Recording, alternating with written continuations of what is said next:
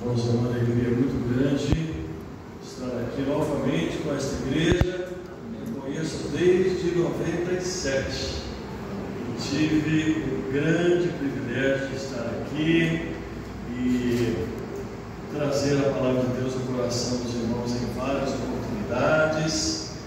E desta feita estou ainda melhor.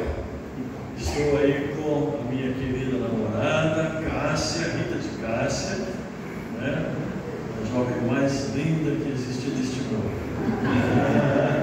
Também a minha querida mamãe, Maria, meu tio Toninho e a minha tia Ruth. Nós estamos muito felizes por estar aqui. Agradeço ao pastor Marcelo Tedeschi, que vem exercendo um ministério maravilhoso nesta igreja. Aliás, tive a honra, a alegria imensurável de pregar na sua posse. Eu trouxe a palavra por ocasião da posse do pastor Marcelo. Quanto tempo de ministério aqui, pastor? Janeiro agora 13. Eu estava pensando em 15, então me aproximei. 13 anos, olha que bênção, pastor. Parabéns. Deus continue abençoando a sua vida, a sua família. Agora chegou o Pedro também, né? Eu conheci o Lucas, brincamos bastante ali na sala, foi tão gostoso. O Lucas já está aí Lucão, né? Grandão aí, a gente fica muito feliz. E também estive trazendo a palavra há algum tempo atrás, no aniversário desta igreja, e agora mais uma vez. Obrigado, irmão. Queridos, o Senhor nos chama para fazer a diferença. O Senhor nos chama para frutificar. Amém? E o Senhor tocou no meu coração de trazer o seguinte tema para os irmãos, baseado em Lucas capítulo 13, versos 6 a 9. Plantados para frutificar. Vamos todos falar? Plantados para frutificar. Lucas capítulo 13, versos 6 a 9, diz assim. Lucas capítulo 13, versos 6 a 9. Narrou esta parábola. Um homem tinha uma figueira plantada na sua vinha e foi buscar fruto nela, e não o achou. Então disse ao viticultor: há 3 anos venho procurar fruto nesta figueira e não o acho. Corta! Para que está ela ainda ocupando a terra inutilmente? Respondeu-lhe o viticultor: Senhor, deixa a figueira por mais este ano, até que eu cave em torno dela e dei-lhe estrume. Se der fruto no futuro, bem está, mas se não, cortá-la-ás. Queridos, esta parábola breve, porém muito contundente, muito profunda aos nossos olhos, fala de soberania. Um homem plantou, dando a entender que este homem que plantou é o dono da terra. Fala também esta parábola de propósito. Ele veio procurar fruto nesta figueira. Fala também de expectativa. Há 3 anos venho procurando fruto nesta figueira. Fala também esta parábola de misericórdia. Senhor, deixa mais um tempo, deixa mais um ano. Mas também esta parábola fala de limite. Limite. Deixa mais um ano. Se não, corre. Queridos, em primeiro lugar, nós aprendemos nesta parábola de uma soberania de Deus, uma soberania graciosa. Deus é soberano e a sua soberania não é mero poder, mas é uma soberania envolvida por graça, envolvida por amor. Ele diz: um homem tinha uma figueira plantada na sua vinha. Soberania graciosa fala de causalidade. A causa, este homem é a causa, ele é o dono, ele plantou. Me recordo do Salmo 100, que é um cântico, aliás, maravilhoso, que começa dizendo: celebrai com júbilo ao Senhor, todos os moradores da terra, servi ao Senhor com alegria, apresentai-vos diante dele com um cântico. E logo no verso 3 diz: sabei que foi ele e não nós quem nos fez povo seu e ovelhas do seu pasto. Sabei que foi ele e não nós.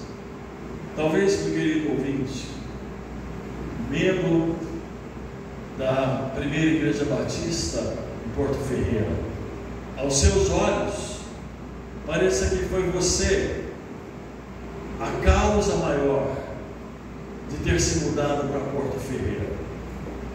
E eu quero lhe dizer que, segundo a Bíblia, não foi você, foi o Senhor que te trouxe para a bonita cidade de Porto Ferreira. Talvez aos seus olhos você é a grande causa de ser membro da Primeira Igreja Batista de Porto Ferreira. Você poderia argumentar e dizer: pastor, foi eu que, ouvindo o apelo, ouvindo o Evangelho, abri o meu coração para o Senhor. Foi eu sim, pastor, quem exerceu fé em Jesus. Foi eu quem disse: Senhor, transforma o meu coração e eu me rendo a Ti. Fui eu quem conversou com o pastor para descer as águas batismais. Foi eu quem na Assembleia da Igreja pediu-me o ingresso ao hall de membros da igreja.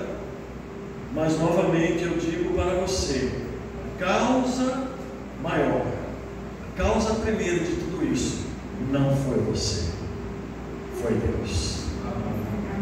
Você não poderia ter exercido fé em Cristo, você não poderia ter dado um passo sequer em direção ao Senhor, se primeiro a graça de Deus não tivesse te envolvido, não tivesse falado com doçura e com amor ao seu coração. Foi Deus, assim como aquela figueira não poderia ter plantado a si mesma naquela boa terra, assim também você, por você mesmo, não poderia participar da membresia, deste privilégio maravilhoso da membresia da Primeira Igreja Batista de Porto Ferreira. Foi o Senhor quem te trouxe aqui. Amém. E eu creio que a igreja marchará em vitória, em alegria e força, toda vez que ela deixar claro para si mesma de que foi Deus, foi Ele e não nós quem nos fez povo seu e ovelha do seu pasto. Foi Ele quem nos transformou a vida. Nós não nos transformamos, é o Espírito de Deus quem nos transforma. Mas também esse texto diz: um homem plantou. Repita comigo: plantou. Ah, querido, esse texto fala de uma soberania graciosa em termos de profundidade. E cada vez mais a gente precisa se deter a essa questão hoje em dia, em tempos de tanta superficialidade, em tempos de tantas inconstâncias, falar sobre plantação.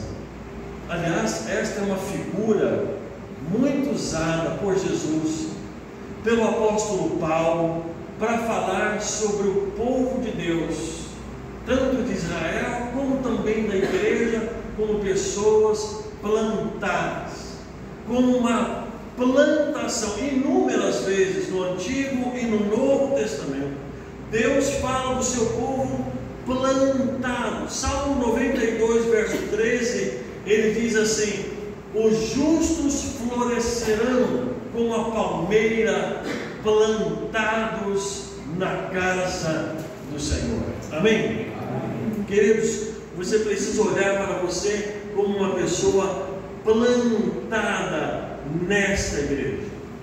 E aí vem as ideias de raiz. Uma árvore plantada, por exemplo, o Salmo 1 fala do justo, que ele é plantado junto a ribeiros de água. E porque está plantado, consegue dar frutos.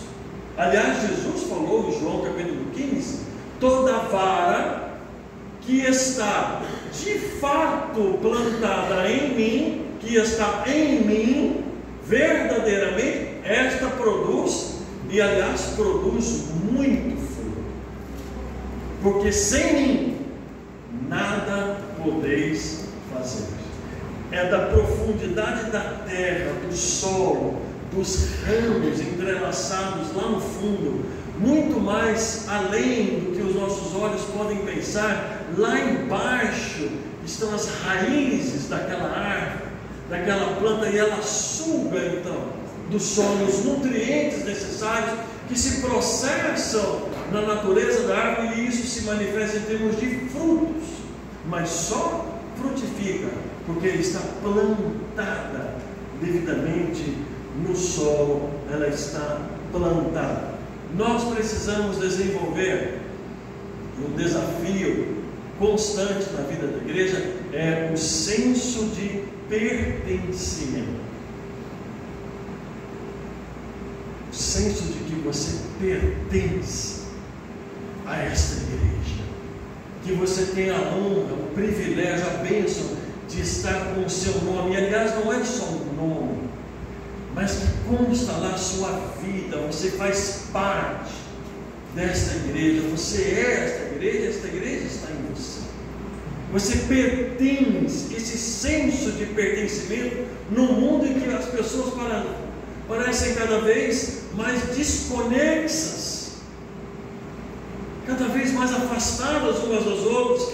Jesus está falando de alguém, de uma planta, de uma figueira que foi plantada. Efésios capítulo 3, versos 18 a 19, o apóstolo Paulo diz que nós precisamos compreender com todos os santos qual é a largura, qual é a altura e a profundidade do amor de Deus, que excede todo o entendimento.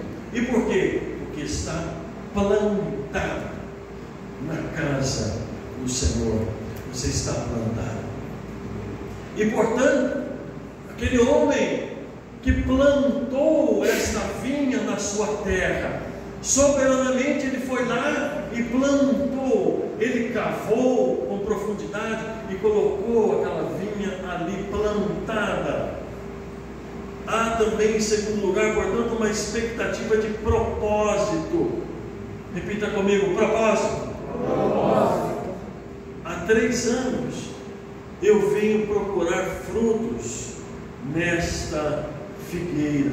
Há uma expectativa pela qualidade. É natural que haja uma expectativa de frutos. É natural, porque as melhores terras eram reservadas para o plantio. Lá, aqueles que já tiveram a oportunidade de visitar Israel já perceberam que é uma terra calcária. Tem uma pedra aqui, tem outra pedregulho ali, tem uma outra pedra aqui. É para você estar sempre tropeçando em pedras. Mas as melhores terras, as terras afofadas, as terras revolvidas, trabalhadas, adubadas, reservadas, não era simplesmente um canto qualquer. Não é que alguém tinha um espaço e disse assim: bom, aqui nesse espaço onde eu não estou fazendo nada, eu vou plantar algumas figueiras. Não, era trabalhado, era preparada aquela terra. É natural que haja expectativa, porque era a melhor terra. Portanto, é natural plantados num lugar de qualidade, reservados para o plantio. Queridos, você está plantado numa cidade boa. Estivemos, antes de chegar aqui no templo, passeando pelo centro de Porto Ferreira. Que centro bonito, uma cidade limpa, uma cidade tranquila, sentimos paz, não é? Aí fomos a um estabelecimento ali, fomos tratados com tanta cortesia, com educação, participamos de algumas coisas ali à mesa, e estivemos comentando como deve ser agradável morar em Porto Ferreira. Estamos falando de qualidade de vida. Queridos, se você é membro da igreja, eu não estou aqui querendo exaltar a Igreja Batista, mas venhamos e convenhamos, meus queridos, hoje em dia está cada vez mais caro. Aquelas pessoas que olham a Bíblia com respeito, aquelas pessoas, os pastores, não é? Eu não estou aqui para exaltar o pastor desta igreja, o pastor Marcelo, mas o pastor teve a mais alta formação ali no Palavra da Vida, pessoas sérias que gastaram a vida inteira estudando a Palavra de Deus, e ele também se preparando. O pastor, ele vem para o púlpito preparado, ele não vem falar qualquer coisa de última hora, é alguém que passou a semana se preparando para trazer uma palavra de profundidade ao seu coração. É uma terra trabalhada. Quando você pega a literatura da escola bíblica dominical, que nós temos acesso na Igreja Batista, você percebe que são pessoas que se esmeram, são pessoas que se preocupam com o texto, que não tratam o texto e vão mencionando qualquer texto para se encaixar um no outro, não. Tem gente que trata a Bíblia com seriedade. Portanto, nós estamos falando de qualidade, pois, portanto, é natural que haja uma expectativa de fruto, porque está havendo um investimento. Deus tem investido em você, amém? Amém. Aí você olha para você vê a mão de Deus abençoando, que Deus tem te concedido emprego, Deus tem te concedido família, filhos, saúde, Deus tem lhe concedido sabedoria, inteligência. Olha, são tantas as bênçãos, ou seja, Deus tem derramado sobre a sua e sobre a nossa vida inúmeras bênçãos que temos dificuldades de enumerá-las, de contar essas bênçãos. Portanto, Deus está nos colocando e tem nos colocado num lugar de qualidade. É natural que Ele procure pelos frutos que precisam ser processados. É natural, por causa da qualidade. Há uma expectativa também pelo tempo. Uma expectativa pelo tempo. Ele diz assim: há 3 anos eu venho procurando fruto nesta vide e eu não encontro. Há 3 anos. Ora, uma videira produzia várias vezes no ano. Por ano produzia várias vezes. E ele diz: eu estou vindo há 3 anos sem encontrar nenhum fruto, nenhuma vez.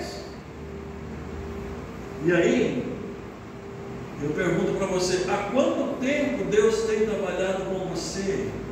E Deus tem falado ao seu coração algumas coisas, e que está na hora de você produzir, tomar algumas decisões.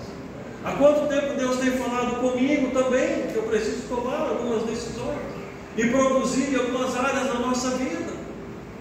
E ao mesmo tempo que Deus é um Deus de misericórdia, Ele vai mostrando de algumas formas, Ele vai sinalizando que o prazo está acabando,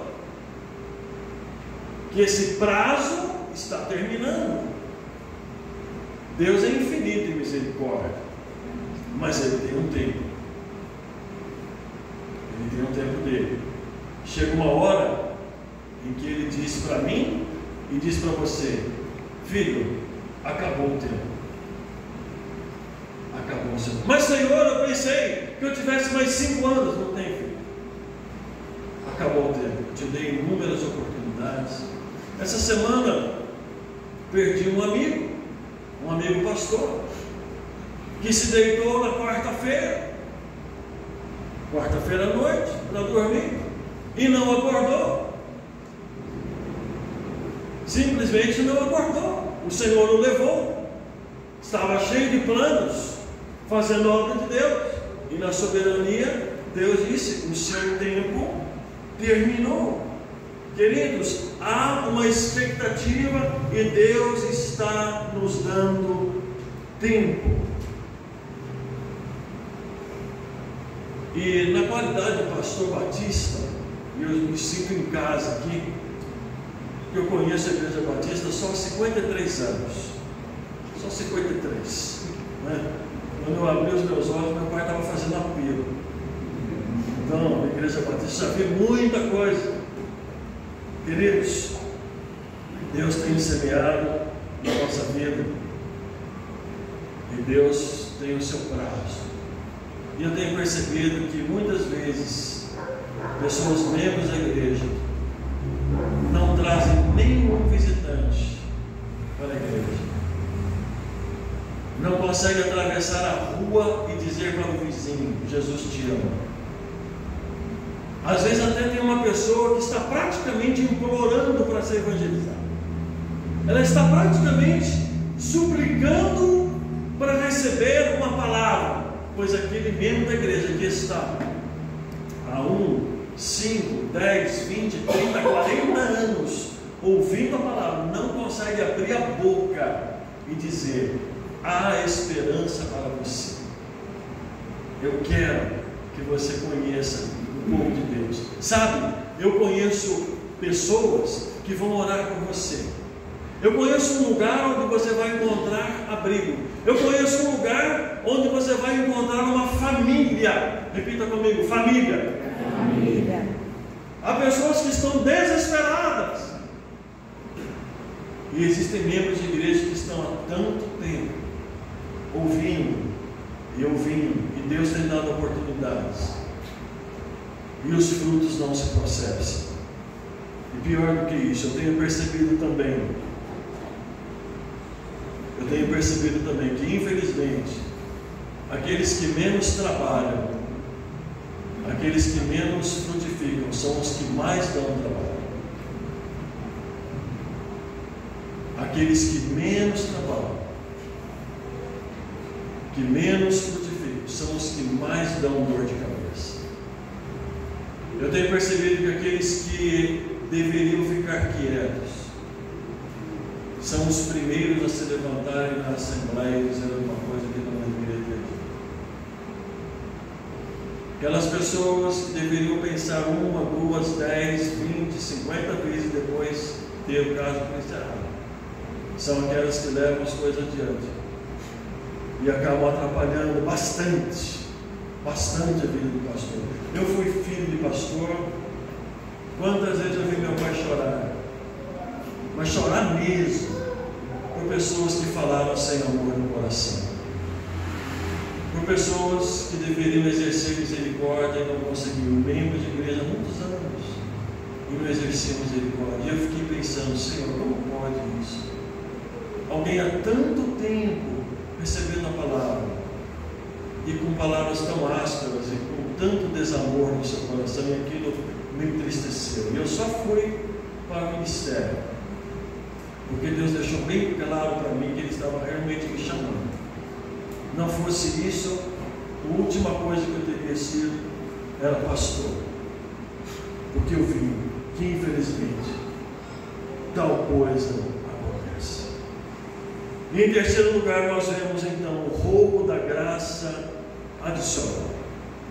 Existe aqui uma súplica, e aquele viticultor, ele diz assim: meu Senhor, eu sei que o Senhor já está há 3 anos vindo procurar fruto nesta figueira, e ela não produz. Eu sei todo o seu investimento para com esta figueira, ela não está produzindo, mas eu rogo por favor, deixa mais este ano. Nós estamos agora entrando em dezembro. Final do ano se aproxima. E Deus está nos renovando mais um período de existência. E se Deus hoje passasse pela sua vida, pela sua existência, como aquele dono da vinha passou por aquela figueira, o que é que ele diria sobre você? Quais os frutos ele poderia identificar em mim e em você, em nós? Será que ele diria: corre, porque esta figueira não está produzindo o que ela precisava? Queridos, nós aprendemos aqui que não atrapalhar é insuficiente. Não atrapalhar é insuficiente. Porque alguém poderia dizer assim: mas essa figueira não está atrapalhando os outros, ela não está causando nenhum malefício à plantação, ela não está liberando alguma química, alguma coisa que está matando a plantação. Ela simplesmente não está produzindo, mas tem tantas outras que estão produzindo, mas Deus não trata assim. Veja que ela não está produzindo, mas Deus está dizendo: simplesmente não atrapalhar, não resolve. Talvez você diga assim: pastor, eu não atrapalho nada na igreja, eu só venho, me sento aqui no banco, ouço a palavra e do mesmo jeito que eu me sentei, eu me levanto e vou para casa. Ah, eu faço questão de não opinar nem nada. Eu não opino em nada, eu faço questão de ficar quieto, eu não abro a minha boca. Quase nem canto. Não atrapalho em nada. Certamente esse é um grande benefício. Não é. Deus te chamou para produzir, amém? Amém. Queridos, Deus não nos chamou para não atrapalhar. Deus nos chamou para fazer a obra. Foi para isso que Deus nos chamou. Esta árvore precisa produzir. A qualquer momento, queridos, vem o corte. E o Senhor está dizendo: deixa mais este ano, deixa mais esse tempo. Ele diz assim: eu vou revolver em torno dela, eu vou trabalhar essa figueira, eu vou arrancar alguma coisa que está aqui impedindo, eu vou dar uma trabalhada, eu vou adubar, eu vou jogar adubo, eu vou adicionar alguma coisa para que ela produza. É interessante como hoje em dia as pessoas são tão impacientes, né? Você já teve aquela sensação que você está no trânsito, ali, né, naquela tensão, de repente o carro na frente morreu, pronto. Você viu a luz, acendeu, a luz vermelha acendeu, pronto, já morreu. Olha, certamente o motorista não quis desligar o carro, aconteceu, ele não trabalhou bem o acelerador e a embreagem, o carro morreu. Mas nós somos impacientes. Alguém aperta a nossa campainha lá em casa, se a gente demora para atender, a pessoa já fica toda, e a gente, sabedores disso, nós vamos até a porta, que nós dizemos: me desculpe a demora em te atender, eu estava fazendo isso, estava ocupado, porque as pessoas não querem esperar.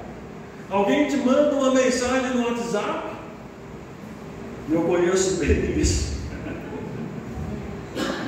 mas você não viu aquela mensagem, você demorou a responder aquela mensagem, pronto. Por que você demorou a ver a minha mensagem, a me responder? Já perdeu a oportunidade, perdeu a chance, perdeu o dia. Nós não temos paciência. Agora, dizer para Deus esperar mais,